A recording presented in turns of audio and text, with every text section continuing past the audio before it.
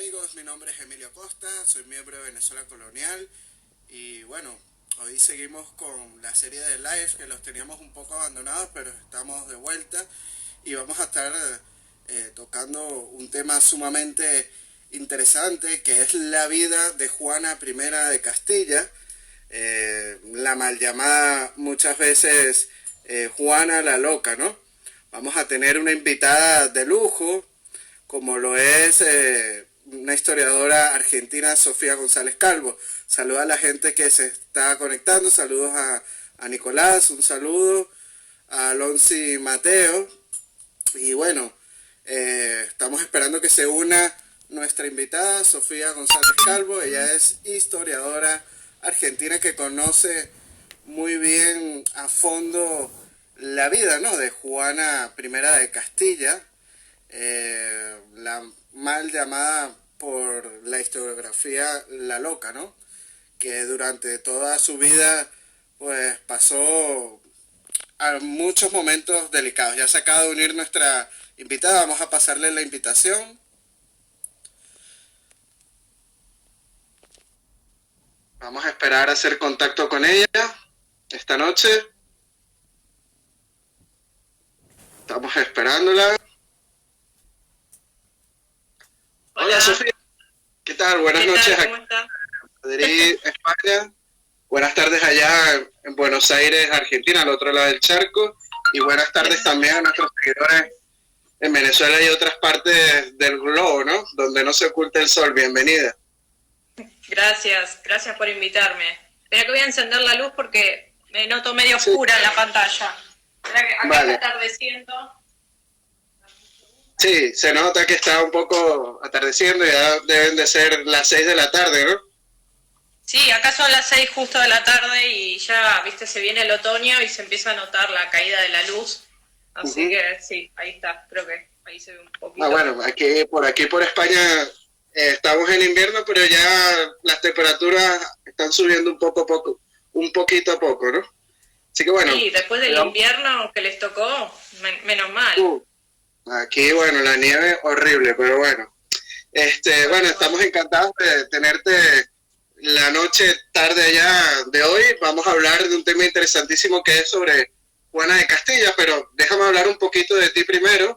Eres historiadora por la Universidad Católica Argentina, eres profesora de historia y bueno, conoces a fondo a este personaje, tanto a Juana como a su madre Isabel la Católica, y las has estudiado a fondo, ¿no, Sofía?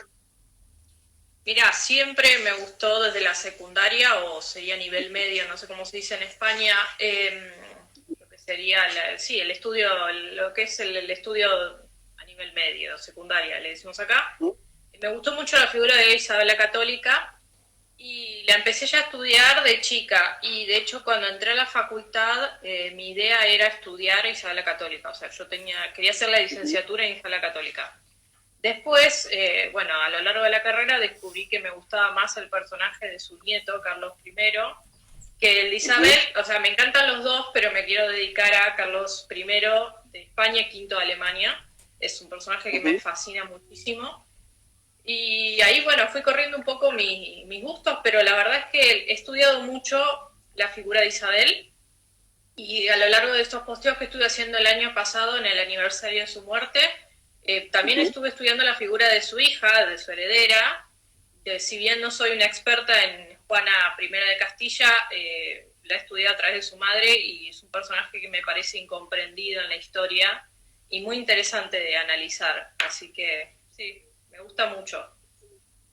No, bueno, sé que sabes bastante de ella porque, como bien dice, eres una especialista en su madre Isabel, y estudiar a Isabel es estudiar su entorno familiar, y Juana pues tiene mucha leyenda negra y muchos mitos e historias que son buenos decirlo a la gente y quitarlos, ¿no? Pero bueno, vamos a explicarle un poco al público de cómo va a tratar el live de hoy, el directo de hoy. Yo voy a hacer una breve introducción de menos de 5 minutos, hablar del personaje, luego te damos el paso a ti para que des tu exposición, y una vez finalizada tu exposición, pues abrimos una ronda de preguntas del público.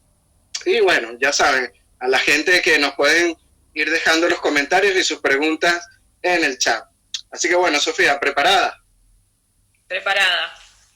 Preparada, bueno, listo. Voy con mi pequeña introducción.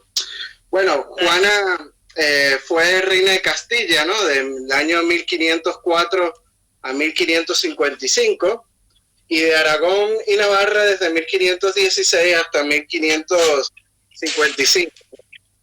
Si bien desde 1506 no ejerció ningún poder efectivo y a partir de 1509 vivió encerrada en Tordesillas, primero por orden de su padre Fernando el Católico y después por orden de su hijo el rey Carlos I y V de Alemania, ¿no?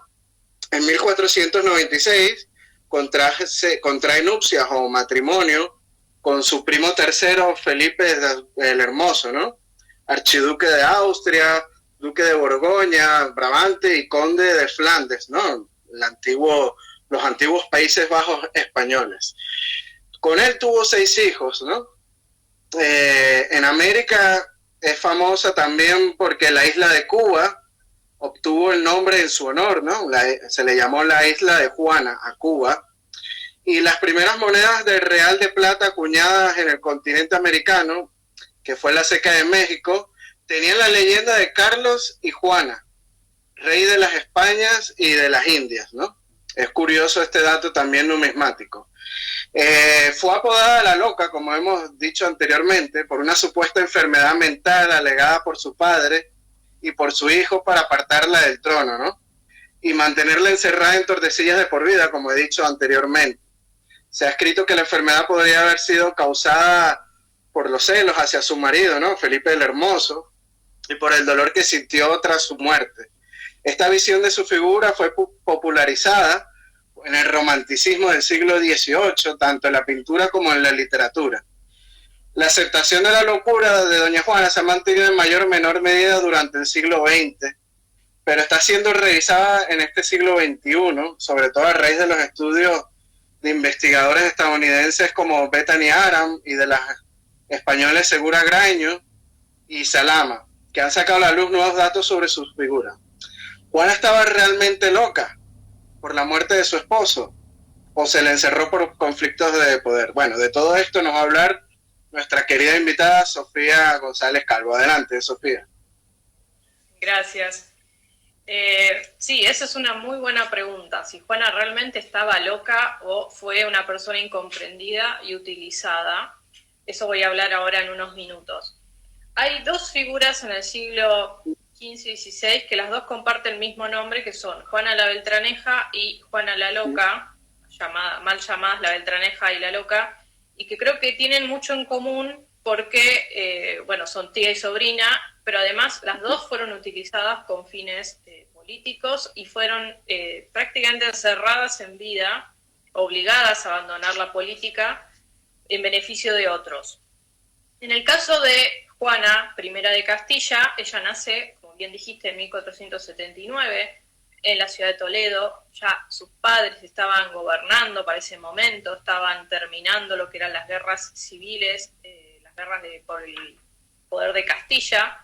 O sea que sus padres estaban muy inmersos en lo que era la tarea de gobierno, porque acaban de heredar Castilla, que estaba destruida por malos gobiernos sucesivos del padre de Isabel, del hermano de Isabel, las guerras civiles, los nobles que estaban levantados en armas, rebeldes. O sea, la madre no le puede dedicar, y tampoco era costumbre que las reinas dedicaran mucho tiempo en la crianza de sus hijos.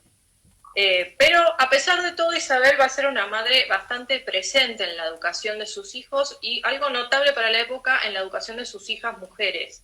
Tengamos en cuenta que en ese momento las princesas reales no solían tener una educación muy completa, realmente una excepción que una princesa tuviera una educación completa. En general, se les daba una educación canto, baile, buenas maneras, y después, según el trono que fueran con el príncipe que se fueran a casar o el lugar donde fueran a vivir, bueno, más o menos se les educaba en el idioma que iban a tener que hablar y eso. Pero las princesas que van a estar viviendo en la misma época que Juana van a ser bastante incultas frente a Juana. Pongamos María Tudor, la hermana de Enrique VIII, una princesa que la terminan casando con el rey de Francia y ni siquiera sabía hablar francés, cuando en la corte de Enrique VIII se hablaba francés, o sea, eran princesas que eran educadas de otra manera. Sin embargo, Juana va a ser bien educada, va a tener una educación muy completa. Según Ascona, que es uno de los libros que consulté para este vivo, Tarcisio de Ascona, Juana poseía cualidades físicas y humanas capaces de conquistar a su nueva corte, o sea, hablando en el momento que ella contrae matrimonio. Hablaba francés, podía contestar en latín sin especial preparación a cualquier embajador o a cualquier pregunta que se le hiciera en ese idioma, bailaba con gracia, le apasionaba la música y tocaba diversos instrumentos. Esto de hablar latín es algo que la reina había hecho especial hincapié porque ella no había tenido una preparación buena en lenguas latinas, que era el idioma de la época, o sea, lo que podría ser el inglés hoy en día. Una lengua que si uno está en la Cancillería o Relaciones Exteriores tiene que saber sí o sí.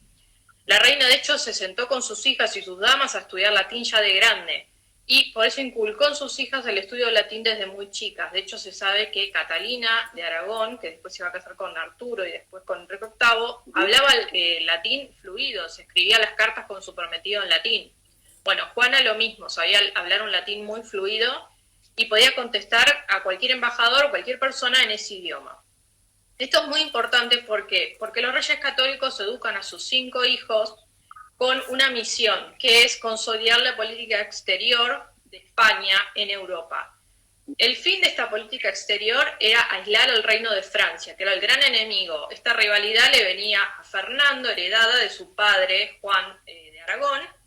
Recuerden que Aragón era un reino que lindaba con Francia, que era el gran enemigo, y constantemente estaban en guerra. Por lo tanto, esa especie de rencor o rencilla la lleva Fernando a su política exterior. Y todo está en base a rodear a Francia y anularla políticamente. Entonces, todos los matrimonios de los hijos de los reyes católicos están pensados con ese fin. Inglaterra, Portugal, el Sacro Imperio Romano Germánico, etc. Después, las muertes sucesivas de los hijos van a destruir un poco esta idea y el reino va a terminar cayendo en manos de un nieto extranjero, que no era la idea original de Fernando e Isabel, pero bueno, salió mejor de lo que ellos pensaban. Bien. Juana entonces la casan con un archiduque austríaco, Felipe, llamado el Hermoso, hijo del emperador Maximiliano de Austria. Felipe, como bien decía nuestro compañero, estaba llamado, o sea, era una persona que gobernaba lo que era, hoy en día se conoce como los Países Bajos, en ese momento era Flandes, tenía muchísimos títulos, y si bien el imperio, Sacro Imperio Romano Germánico, no era un título hereditario en ese momento, sino un título que había que comprar, literalmente, había que comprar a los electores con plata, era muy seguro, o sea, ya en vida del emperador reinante se iba comprando la voluntad de los electores. Entonces, cuando el emperador moría, era como muy sencillo terminar de redondear esa negociación y pasarle la corona al hijo.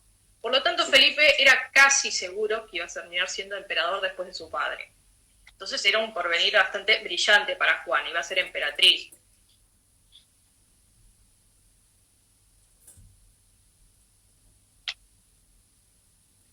Bueno, tenemos un problemita de conexión.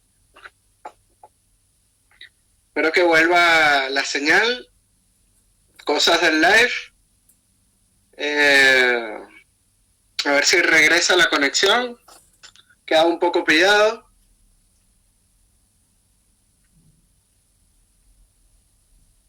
Esperemos que regrese la conexión. Bueno, se ha salido. Vamos a esperar que regrese la invitada, vuelva a conectarse. Son cosas del live y bueno, lo que acá estas alianzas matrimoniales que buscaban los reyes de Europa en aquel momento, ¿no? Como aquel instante el gran enemigo de la corona española y aragonesa era Francia, ¿no? Ya se acaba de unir nuestra invitada, vamos a pasarle la invitación de nuevo.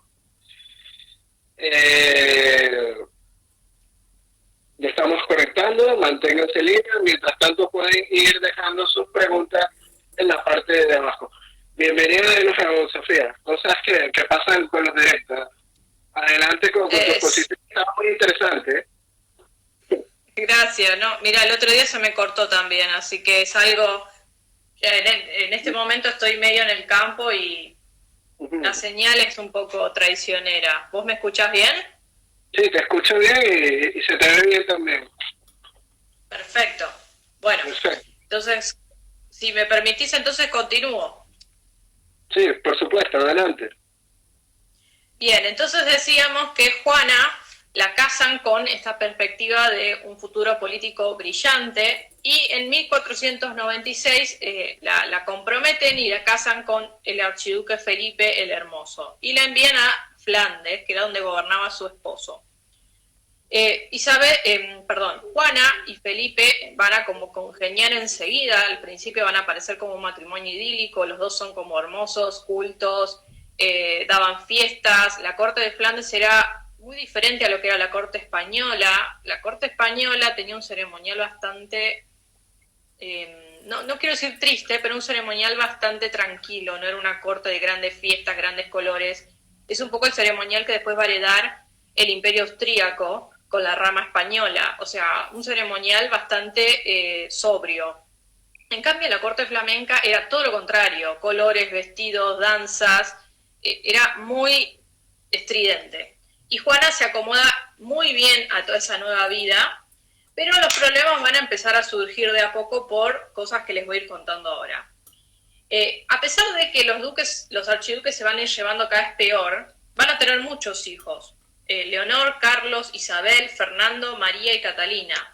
Fernando y Catalina van a nacer en España, y ya les voy a contar las circunstancias en las que nacen y bueno, un poco el destino que terminan teniendo. Pero de todos estos, el principal es Carlos, que va a ser el sucesor y va a terminar siendo emperador y heredero de las coronas de su madre. Incluso en la vida de ella, como ya les voy a explicar. Bien, les decía que el matrimonio al principio tiene una buena relación, pero después empiezan a aparecer pequeñas disputas que van a empezar a minar un poco la imagen de Juana, esa imagen tan perfecta que tenía. Y bueno, uno de los principales motivos de queja de Juana es que su marido era muy seductor y le gustaba cortejar las damas de la corte. Tenía varias amantes, entre ellas una francesa que era Germana de Foix, que por esos avatares de la vida termina casándose en las segundas nupcias de Fernando de Aragón, termina siendo reina de Aragón, o sea, estas cosas que quedaban en familia. Bueno, fue una de sus amantes más importantes. Juana era muy celosa, y bueno, igual que su madre, o sea, Isabel también tenía celos grandes con las amantes de Fernando, algo lógico, pero esos celos los lleva ya a un extremo de atacar a las amantes de su marido. A una de ellas incluso la va a agarrar con unas tijeras en medio de una fiesta en la corte y la va a dejar pelada, la va a lastimar. O sea, era una persona que tenía ataques de violencia. Empiezan ahí a hablarse de las conductas extravagantes y a hablar de locura. Yo en uno de mis posteos planteé que Juana estaba esquizofrénica y cuanto más leo sobre el tema, más dudo realmente si Juana estaba esquizofrénica o no. O sea, si las conductas extravagantes respondían a que ella tenía un gen de locura. Bueno, sabemos que Juana tenía antecedentes de locura en la familia por la rama portuguesa. Su abuela Isabel de Portugal tenía algunos genes, tenía locura, o sea, realmente estuvo encerrada en Arévalo la mayoría de su vida. Y sabemos que la rama portuguesa tenía locura, o sea, que transmitía genes de tendencia a la locura. Pero bueno, Juana no termina de quedar claro exactamente qué es lo que le pasaba. O sea, yo personalmente, esto ya es una opinión mía personal, yo creo que era una persona que además de tener una depresión muy acentuada, era muy melancólica, tenía una insensibilidad extrema. Hoy en día, si lo actualizamos, se llamaría una persona altamente sensible, una paz, que es una persona que tiene una sensibilidad muy extrema, que puede derivar en una depresión, pero que bien llevada, bien tratada, quizás hasta medicada, puede manejarse. El problema es que Juana primero no fue medicada por la época, no se conocía bien estas enfermedades, y segundo, ese es el gran problema, no fue bien tratada por su entorno. ¿Qué pasa? Isabel, su madre, no la supo dirigir, no supo entender el carácter que tenía Juana, tampoco le dio demasiada importancia, porque Juana no estaba destinada a reinar. La verdad es que todas las esperanzas estaban puestas en su hermano mayor Juan, nadie se imaginó que Juan iba a morir lo mismo que su hermana Isabel. Fernando, su padre, a pesar de que la quería, la termina usando de manera inmisericordia por razones de Estado y por razones de poder personal.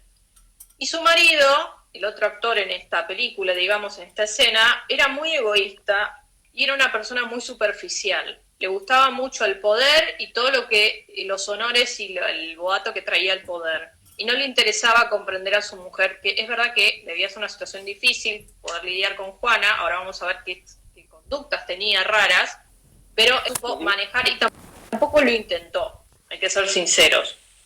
Otro tema que generaba mucha rigidez en el matrimonio era la extremada amistad que tenía Felipe con Francia.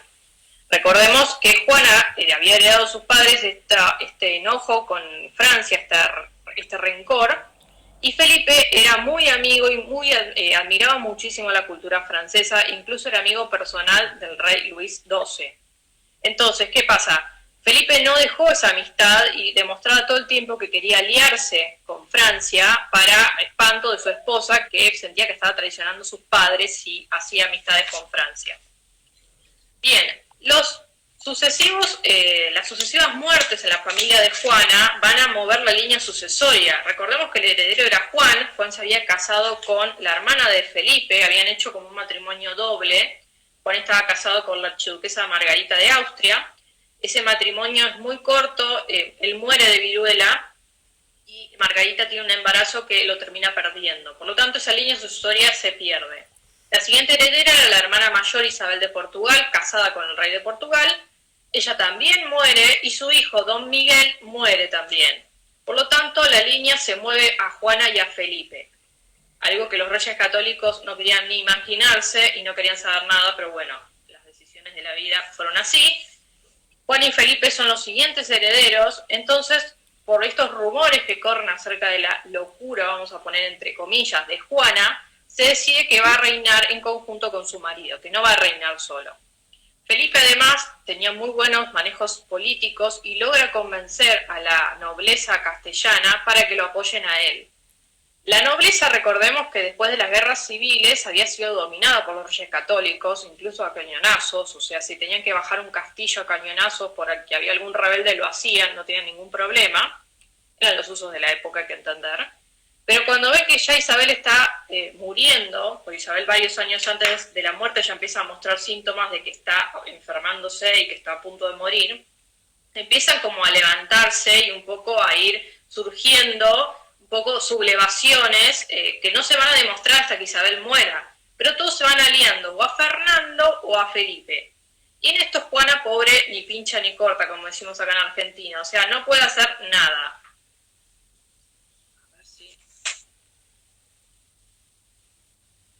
¿Me escuchas bien? Ahora sí te escucho. Perfecto. Sí, se fue un momentito, pero ya regresé.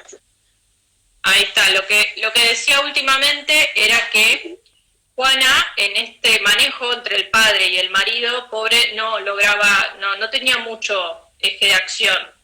Estaba bastante apartada. Además, tengamos en cuenta que Juana tuvo varias sucesivas maternidades que naturalmente la mantenían apartada del tema del poder. Bien.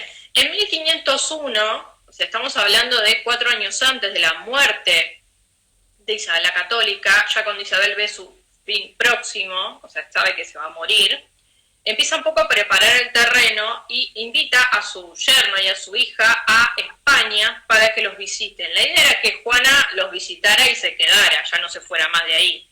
Pero bueno, ese era el plan como secreto. Esta invitación los archiduques deciden hacerla a través del territorio, o sea, cruzan desde Flandes hasta España a través del territorio francés, en lugar de ir en barco, que era lo más lógico para evitar encontrarse con el enemigo, lo hacen a través. Como llegó su hijo Carlos V a España. Sí, ahí me escuchás bien. Sí, te no escucho. Escuché lo último que dijiste. No, que como llegó su hijo Carlos V a España, que fue por barco. Claro, lógico. Lo más lógico era tomar un barco e ir por el norte de Francia, digamos por el mar, en barco, para no pisar territorio francés, que era el enemigo. Pero como sabemos, Felipe era muy amigo de los franceses y un poco por despecho y como insulto a sus suegros, decide atravesar el territorio a pie. En ese ese viaje llegan después de un largo viaje, atravesando además las montañas, frío y todo, llegan a España. Ahí Juana se da cuenta que está embarazada de vuelta, está embarazada de Fernando, y llegando a España, Felipe tiene un ataque de sarampión muy fuerte, que está a punto de morir, y Juana lo cuida, a pesar de estar embarazada día y noche. Felipe se va a recuperar de este ataque, de esta enfermedad, pero ya los reyes se van dando cuenta cómo se van a mover las fichas en el futuro, las fichas políticas. Bien, como Juana está embarazada, no puede volver a Flandes, y sus padres insisten para que ella se quede con ellos en Castilla. La idea es retenerla a ella, o en su defecto retener a su hijo, a Fernando, y educarlo para que sea el heredero. Los reyes católicos pensaban en Fernando como un posible heredero en lugar de Carlos, porque Fernando había nacido y se había criado en Castilla, conocía los usos del lugar. Bien, ¿qué pasa? Felipe vuelve a Flandes, la verdad que se comporta de una manera bastante grosera con los suegros, se muestra como aburrido, como que no quiere saber nada con la corte, le aburre la corte castellana, decide volverse, y entonces su suegro le tiende como una especie de trampa, una doble trampa si ustedes quieren, le pide que firme, poniéndose en su lugar, que firme con Francia un tratado de paz. ¿Por qué? Porque Francia y España estaban en guerras por el territorio italiano, era la Segunda Guerra de Italia. Estas guerras van a seguir durando con intervalos hasta el reinado del nieto, hasta el reinado de Felipe II, o sea, recién ahí se van a terminar de resolver, pero estas eran guerras muy largas por el territorio italiano. Entonces Fernando, el rey católico, le pide a su yerno que firme la paz en su lugar, sabiendo o anticipando que Felipe probablemente lo va a traicionar, que es justamente lo que pasa. Felipe lo traiciona y firma con el rey de Francia el Tratado de Blois, donde negocia el matrimonio entre Carlos y la hija del rey de Francia, Claudia. Este matrimonio tenía vistas a unir a Francia con el Sacro Imperio Romano Germánico, o sea, era un gran poder que iba a contrarrestar el poder de España, de las Españas, y de todo lo que significaba el imperio, el enorme imperio español. Obviamente Fernando sabía que esto iba a pasar, por algo a Fernando le decían el zorro, o sea, evidentemente él sabía que su yerno lo iba a traicionar, por eso él le da órdenes secretas a su capitán en Italia, que era Gonzalo de Córdoba, que no obedezca ninguna orden de Felipe, que no se meta, que no haga caso a lo que diga Felipe, que él solamente le haga caso a él, a Fernando, y por lo tanto los ataques a los franceses siguen. Bueno, Felipe a todo esto no está enterado, él piensa que ha negociado un gran tratado, encima ha prometido a su hijo, que era muy pequeño en ese momento, tenía 4 años, lo ha prometido con la hija del rey de Francia, que era un matrimonio excelente en aquel momento.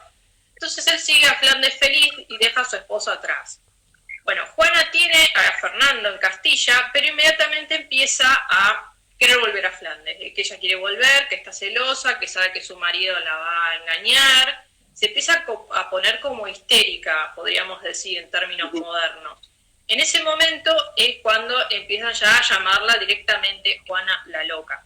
De hecho, Pedro Mártir de Anglería dice: al verse presa en España rugía como una leona. O sea, le empiezan a compararla como una persona que estaba totalmente sacada de quicio, como decimos acá, estaba loca. La verdad es que Juana tenía conductas totalmente, podríamos decir, erráticas. O sea, un poco obedecían a su temperamento melancólico, depresivo. Ella de repente no se quería bañar, no quería comer. Una noche estaba encerrada en un castillo en Medina del Campo y no quiere entrar al castillo, o sea, se queda toda la noche, imagínense, Castilla, el frío a la noche, se queda toda la noche al cielo raso afuera, no quiere entrar, o sea, está a punto de morirse de frío. Entonces Isabel decide tomar cartas personales en el asunto y la va a visitar. Isabel, estamos hablando de que estaba a 1 año de morirse, o sea, Isabel tenía un cáncer muy avanzado, no podía cabalgar, pero aún así decide ir cabalgando hasta el castillo y visitar a su hija, y la logra convencer de que entre, se bañe, coma, se recupere. Le dice: bueno, ya que vos insistís tanto, te voy a dejar volver a Flandes, pero tu hijo se queda acá. Y Juana dice: sí, no hay ningún problema, quédate con mi hijo, yo me vuelvo con mi marido. ella vuelve a Flandes y no va a ver nunca más a su madre. Su madre ya va a morir antes de que no se van a volver a encontrar. Bien, en esta llegada a Flandes de Juana tiene más ataques de celos. Acá es cuando ella agarra al amante del marido y le lastima con unas tijeras que yo les contaba hace un rato. Tiene estos episodios, los archiduques se gritaban en público, el archiduque le decía estás loca, no te quiero ver más, bueno, la verdad que era un matrimonio bastante mal avenido. Y estos rumores empiezan a ser escritos por orden de Felipe, estos hechos concretos de Juana, empiezan a registrarse en un diario. O sea, Felipe le ordena a sus vasallos, a sus sirvientes, que anoten todas las cosas raras que hacía Juana en un diario. Y este diario lo guarda por las dudas.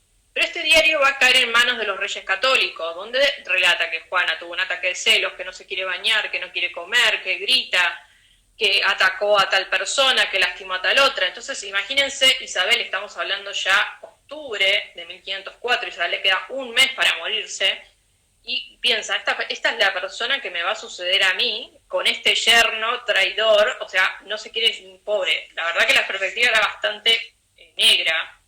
Entonces, ahí es cuando Isabel hace su famoso testamento y le agrega como una especie de anexo o codicilo al testamento, donde ella decide que Juana, en caso de incapacidad para gobernar, la corona estaría bajo la regencia de Fernando. Y esto es justamente la parte del testamento que va a traer tantos problemas a futuro. El testamento igual de Isabel, o sea, es muy largo de analizar, pero es muy lindo porque en el testamento, analizándolo según un historiador que se llama Prescott, William Prescott, en el testamento ella le habla a Juana y a Felipe como sus hijos, los trata de una manera muy maternal, le dice, por favor, respeten a Fernando, Fernando ha sido un buen marido, ha sido un buen padre, un buen suegro, sean fieles y tengan armonía conyugal entre ustedes. O sea, es como que les habla como una madre a sus hijos, sabiendo todos los problemas que van a venir después. Pero sin embargo, a pesar de todo, firma este codicilo, este anexo, diciendo, bueno, a ver, si Juana no quiere o no puede reinar, el que va a mantener los reinos va a ser Fernando. Y esto va a traer muchos problemas. Bueno, 26 de noviembre Isabel muere, Juana es nombrada Juana I de Castilla, y su marido es nombrado Felipe I. Y uno dice, ¿por qué el marido gobernaría si el marido no tenía ningún derecho sucesorio? Bueno, el marido se decide que van a gobernar de manera conjunta por la inestabilidad que tenía Juana. Vuelven otra vez a España, la nobleza castellana apoya a Felipe por estos manejos que ella había ido armando en territorio español. Felipe nombra un montón de extranjeros en el poder, algo que la reina Isabel le había pedido que no hiciera, que no nombrara gente de Flandes en el poder en España, por favor. Le dice, no lo hagas, bueno, lo hace igual. Y empieza a gobernar. Fernando se retira a Aragón. Y ahora viene la misteriosa muerte de Felipe. Felipe muere en 1506, después de haber jugado un partido, una especie de partido de tenis en aquel momento, toma agua muy fría y muere. No se sabe si lo envenenaron o si murió una especie de ahogamiento, que en ese momento era muy común, pasar de mucho calor a mucho frío, terminaban muriendo. Bueno, no se sabe muy bien las ansias, algunos dicen que Fernando fue el que lo mandó a envenenar, pero la verdad es que todo muy misterioso. Entonces, en ese momento muere y Juana queda sola, a merced un poco de la política de su padre. Bien, ¿ahí me escuchás? Porque otra vez te perdí. Sí, te escucho. Perfecto. Bueno, sí. Ahí Juana queda sola, a merced, digamos, de las políticas de Fernando, y Juana, recordemos que estaba embarazada nuevamente de su última hija, Catalina, que va a ser la hija póstuma de Felipe. Juana, la verdad, es que no se cuida nada durante la enfermedad del marido. De hecho, como estaba convencida que querían envenenar a su marido, probaba todos los alimentos que le iban a dar, ella estando embarazada, y temiendo un envenenamiento, probaba todos los alimentos del marido, o sea, probaba todas las medicinas, no dormía, no comía, o sea, la verdad que se maltrató bastante a ella misma. Y una vez que el marido muere, ella como que no lo puede manejar. Ella lo que hace es seguir el cadáver del marido por todos lados, se niega a enterrarlo, y empieza a hacer como una larga procesión hacia el lugar del entierro, pero siguiéndolo todas las noches. Ellos marchaban de noche y dormían de día. Y todas las noches Juana abría el ataúd y besaba el cadáver del marido. Imagínense esto, empiezan a registrar a todo el mundo que lo ve, empiezan a escribirle al rey Fernando como diciendo, mire lo que está pasando, esto no es normal, esto no está bien. Entonces Fernando vuelve y asume la regencia. Habla con la hija y le dice, mira, vos no estás en condiciones de reinar, vos estás mal por la muerte de tu marido, dedícate a hacer el duelo y yo me voy a encargar de todo lo de gobierno. Y como Juana no le interesaban los temas de gobierno, le dice, bueno, padre, quédate con todo el gobierno, yo sigo a mi marido. O sea, ella se obsesiona con el cadáver del marido. Todo esto va a durar un par de años hasta 1509, cuando ya finalmente Juana es encerrada de por vida, ya no va a salir más, en el Palacio de Tordesillas, perdón. Ahí es encerrada de por vida con su hija Catalina. Su hija Catalina se va a criar en este ambiente tan lúgubre que, o sea, a la sombra de su madre se vuelve como obsesiva con ella, no la quiere dejar ir a ningún lado. De hecho, cuando Catalina la casen con el rey Juan de Portugal, la madre va a tener un ataque de locura, va a estar días enteros sin querer bañarse, sin querer comer, hasta que no le devuelvan a la hija, porque bueno, se habían criado juntas, habían hecho como una especie de simbiosis, las dos, porque se habían criado en un aislamiento total, era como una cuarentena eterna. Bueno, imagínense que esta especie de cuarentena, hablando modernamente, dura desde 1509 hasta 1555. Juana nunca va a salir de Tordesillas. Todo el resto de su vida la va a pasar encerrada, casi 50 años encerrada en ese palacio, en ese castillo, mejor dicho, castillo, y va a tener una serie de encuentros con sus hijos o con otros nobles, pero nunca va a salir ella, siempre va a ser como una figura mítica, todo el mundo hablaba de ella, pero nadie la veía. Bueno, su hijo Carlos recién la encuentra en 1516, cuando él vuelve a España ya para heredar el trono. Ahí realmente la conoce, porque imagínense que ella es 4, o sea que desde que Carlos tenía 4 años hasta que tenía 16, no tuvo contacto con su madre. Carlos fue criado por su tía Margarita, pero no tenía contacto con la madre. Entonces, bueno, realmente ahí es cuando realmente se conocen. De hecho, Carlos la mantuvo encerrada, ¿no? Totalmente, le ordenó asistir a misa y confesarse, empleando tortura si fue necesario, ¿no? Totalmente, en esa época no tenía muchas contemplaciones y le ordena que se mantenga encerrada y prácticamente él toma el poder, o sea, en nombre de su madre. Juana nunca pierde el título de reina de Castilla, pero la verdad es que ella no gobernaba, no tenía nada que ver con el gobierno, el que gobernaba en su nombre era su hijo Carlos. Carlos sí le ordena que lleve una vida más ordenada, de hecho Carlos le quita a la hija a Catalina para que tenga una vida más normal Catalina, pero como cuando ve que la madre realmente se vuelve loca, dice, bueno, no, devolvemos a la hija por un tiempo y después la vamos a nombrar reina en Portugal, pero la mantiene encerrada. ¿Cuándo va a volver a aparecer Juana en esta historia? Bueno, en 1520, cuando se den las guerras de los comuneros o las guerras de las comunidades de Castilla, los comuneros dicen la verdadera reina es Juana, no es Carlos, porque ellos sentían que Carlos era un rey que los había traicionado, que era un rey extranjero, que no entendía sus usos, y la verdad es que un poco era así, que Carlos era flamenco, o sea, no entendía, ni siquiera hablaba castellano. Bueno, en estas guerras el castillo de Tordesillas va a ser tomado por los comuneros y le van a pedir a Juana que firme para que ella asuma realmente el poder, el reino. Y Juana se va a negar a ir en contra de su hijo.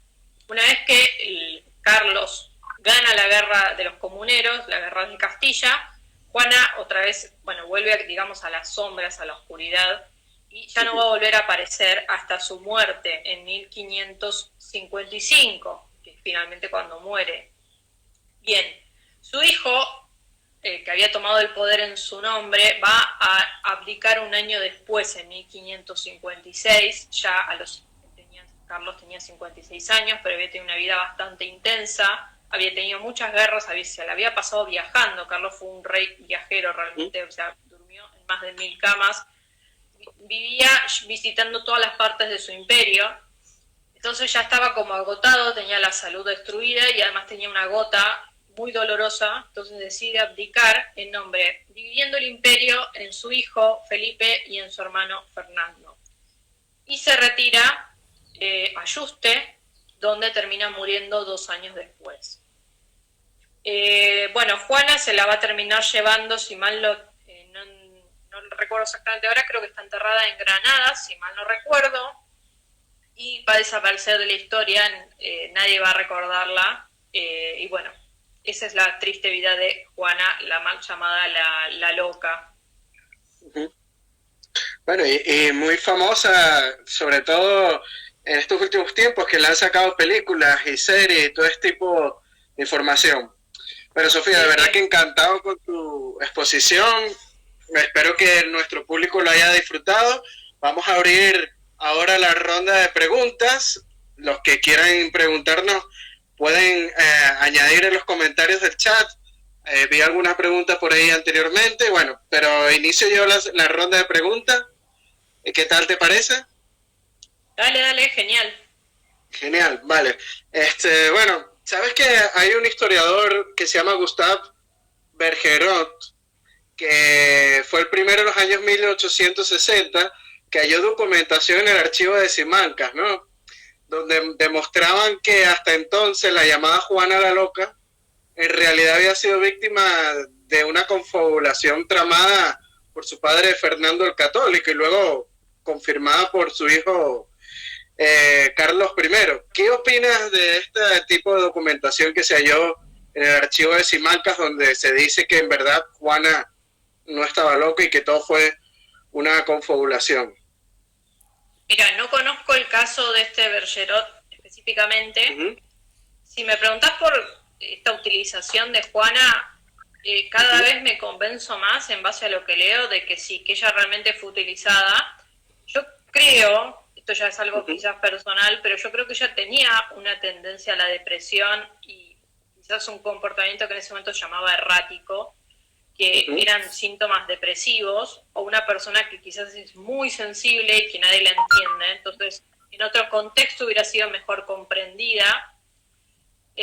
Pero yo creo que, como bien decías hace un minuto, la última película que yo vi de ella, que es La Corona Partida, de la TV española, me parece que el nombre está perfectamente puesto en esa película, además de que tratan el tema de ella muy bien, porque realmente ella es una corona que está partida, o sea, es una persona que está tironeada por los dos poderes que se quieren aprovechar de ella, que son su marido y su padre. Entonces, evidentemente, al igual que su tía Juana la Beltraneja, fue utilizada por cuestiones políticas, la sacaron, la corrieron, no tenía el carácter de la madre para imponerse, porque si hubiera sido Isabel seguramente se hubiera impuesto y no hubiera dejado que la manejaran, pero bueno, le tocó un temperamento complicado, quizás una depresión que no la animó mucho, y para mí sí fue utilizada. Ella no, realmente podía haber gobernado bien ayudada, bien asistida, podía haber gobernado, pero bueno, nadie la ayudó ni la animó a hacerlo. Bueno, yo opino más o menos parecido a ti, ¿no? Yo creo que en verdad sí entró en una cierta depresión, es normal todo lo que vivió, ¿no? Los engaños, después de la muerte de su esposo, es normal que alguien entre en depresión, ¿no? Pero yo creo que sí hubo una confabulación como para que su padre, Fernando, y su hijo, pues, obtuvieran el poder del trono, ¿no? Es lo más normal que puede pasar si nos ponemos a analizar todos los hechos que sucedieron en la época. Bueno, vamos a leer alguna pregunta que tengo por aquí. Tenía una por aquí, se me perdió.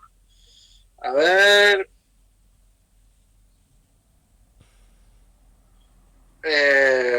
Mandan saludos por aquí. Gracias. Carlos Julio Salazar pregunta, me interesa mucho saber sobre Isabel la Católica. Aquí en Ecuador hay una estatua en su honor. ¿Qué puedes decirnos de Isabel, Sofía? Uy, tantas cosas. Bueno, yo creo que Isabel es un personaje clave en la historia. Como un poco el subtítulo que le puse a mis posteos en la página fue la última de las princesas medievales, la primera de las reinas modernas. Esa frase no es mía, es de mi profesora de historia de la secundaria, pero Isabel es un personaje clave en la historia de España y de América hispánica. Es un personaje bisagra. Acá le decimos bisagra a la unión de la puerta, no sé cómo se lo llama en otros países, pero esa bisagra es la que sostiene toda la historia entre el siglo XV y el siglo XVI, porque Isabel sentó junto con su marido las bases del Estado moderno y dio una legislación a todos los países hispanohablantes que es un caso único en la historia. Realmente una preocupación por el bienestar de los indios, de los llamados indios en América, por los nacidos en América, por los que habían colonizado este territorio. Quizás la palabra colonizar no me gusta mucho porque fue más que fue un descubrimiento, una evangelización, una conquista, y el personaje realmente de ella fue clave en este proceso, es algo inédito en la historia. Se puso pausa, continúa. Sí, estoy ahí viendo la señal, a ver cómo estamos. Sí. Bueno, vamos para sí. ¿Algo más que complementar sobre Isabel, Sofía? Miren, yo les recomiendo que lean su vida. Hay muchísimas vidas. La que yo leí es la de Walsh, que la tengo ahora sosteniendo en mi celular, pero es la de William Walsh. Y si no, esta que se ha sacado, la de Ascona. Esta es una versión un poco más vieja, pero hay nuevas ediciones. De hecho, compré una hace 2 años pensando que no la tenía. Lean la vida de Isabel, es un personaje clave para entender la política del siglo XVI, especialmente los territorios americanos. Yo creo que se las recomiendo. Y además su nieto va a seguir sus lineamientos políticos, va a entender bien, después de varias cosas, cuáles son realmente las líneas políticas de sus abuelos y las va a continuar, lo mismo que Felipe II y los Austrias. Así que les recomiendo que lean su vida. Así es. Bueno, vamos a pasar a otra pregunta. El diario de Blas pregunta, ¿conocéis a Blas de Bleso? Por supuesto, el héroe de Cartagena de Indias contra la Armada inglesa. ¿Algo que comentar sobre eso, Sofía? Mira, yo Blas de Leso lo conozco muy poco. De hecho, le prometí a uno de mis seguidores un posteo sobre Blas de Leso y me tengo que poner a estudiar su vida. Tengo entendido que fue un gran personaje, pero no conozco su vida en profundidad, o sea, la verdad no tengo muchos detalles, pero es una deuda que tengo pendiente en la página. Prometí hacer un posteo sobre Blas de Leso. Le faltaba una pierna y era tuerto, cojo y manco. Y le dio una gran lección a los ingleses en Cartagena, Indias, en el año 1741. Nosotros tenemos un live hablando sobre la defensa de Cartagena, lo pueden ver en el canal de YouTube de Venezuela Colonial. Bueno, Sofía, estamos ya llegando al final de este directo. De verdad que un placer haber contado con tus luces en la noche de hoy en España, tarde al otro lado del charco. Y bueno, tienes las puertas abiertas de Venezuela Colonial para cuando quieras. A ver, no sé, en un futuro tratar otro tema y siempre serás bienvenida. Las cámaras de Venezuela Colonial son todas tuyas para despedirte de nuestro público. Te agradezco muchísimo la invitación. Gracias por la oportunidad y permitirme hablar de estos temas que me gustan tanto. Genial, bueno, gracias a ti nuevamente. Y bueno, para los que te quieren seguir, tu cuenta de Instagram es Regina. Regine Historia, por Regine Pernod, la historiadora. Regine Historia. ¿Y en algunas otras redes sociales donde también te puedan seguir? Mira, estoy más que nada en Instagram y en Facebook. El canal de YouTube lo tengo, pero tengo un solo video subido. Si me quieren seguir día a día, más que nada en Instagram y en Facebook. Perfecto, ¿y por Facebook te pueden buscar por tu nombre, Sofía González Calvo, o por Regina también? No tengo Instagram particular. Si me quieren buscar en Facebook, sí, tengo mi Facebook particular, que es Sofía González Calvo, mi verdadero nombre. Vale, bueno, perfecto. Ya saben, chicos, para los que quieren estar pendientes de los posts de Sofía, que en su página de Instagram son muy buenos, se los recomendamos.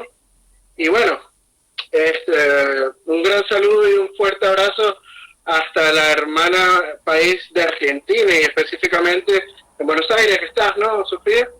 Estoy en las afueras de Buenos Aires, sí, a unos 40 kilómetros. Unos 40 kilómetros, bueno, hermoso Buenos Aires. Ojalá algún día tenga la dicha de conocerlo. Así que bueno, cuando hasta una nueva oportunidad, Sofía. Un fuerte abrazo, muchas gracias. Chao, gracias a todos, chau. Adiós, hasta luego.